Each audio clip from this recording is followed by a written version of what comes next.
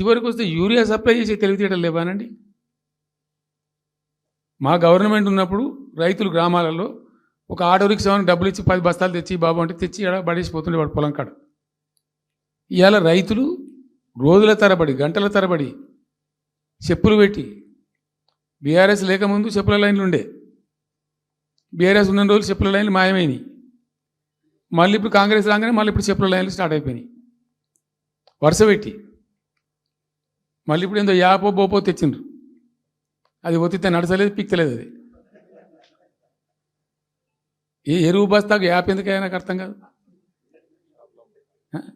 ఇంకా ఆ యాప్లో కూడా నాకు పూర్తిగా తెలియలేదు. నిన్న రాత్రి కూడా చెప్పే ఆ యాప్లో ఏముంటుందట. ఇప్పుడు నాకు పట్టుందా, అది ఎన్ని మాటలు ఇస్తారట. సపోజ్ నాకు 3 ఎకరాలు ఉంది.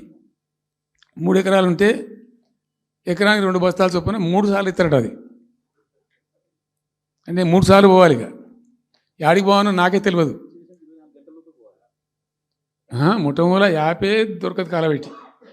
అది ఏదైనా చదువుకుని పూరాన్ని పెట్టుకొని విని పట్టుకొని తిప్పలు పడదామంటే కూడా ఆ యాప్ ఒత్తితే ఏం కనబడుతుందట. యాప్ ఒత్తితే ఏం కనబడుతుందట. ఏ గోదాంలో ఎరువులు అని చెప్తారట. అంటే ఇలా గజ్వేల్లో చెప్తారు, రేపు సిద్దిపేటలో చెప్తారు, ఎల్లుండి సిరిసిల్లలో చెప్తారు. ఏ గోదాం పోవాలి, ఎటు పోవాలి, ఇంతకన్నా జోక్ ఉంటుందా? రైతులకు మండల కేంద్రంలో ఎరువుల దుకాణం ఉంటుంది, తప్పితే వాళ్ళ తాలూకా కేంద్రంలో ఉంటుంది ఎక్కువ. అది సావుకారు ఉంటాడు, ఇచ్చేటోడు ఉంటాడు, అప్పిచ్చేటోడు ఉంటాడు. మనం బాగా విస్తరించినామా. నేను ఏమంటున్నానంటే 7,100 కొనుగోలు కేంద్రాలు పెట్టినాం కదా, వాళ్ళ ఊళ్ళో పోయి కొన్నాం కదా. ధాన్యం నెత్తిన పెట్టుకొని వాళ్ళ అంగడికి వచ్చి ఈ మార్కెట్ పనులు తిరుగుడే బంద్ చేసినాం కదా. అసలు రైతు సెంట్రిక్గానే మన పరిపాలన ఉండే కదా కంప్లీట్గా. అని మొత్తం సాప్ పట్టేసారు.